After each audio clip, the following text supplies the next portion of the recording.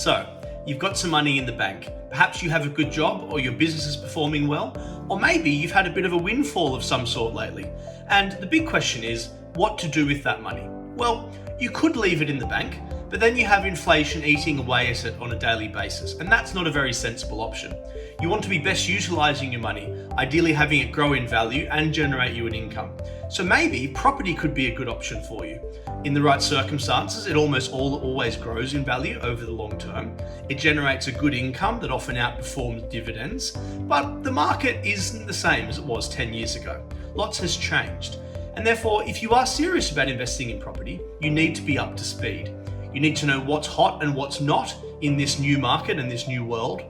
And that's what this webinar is all about.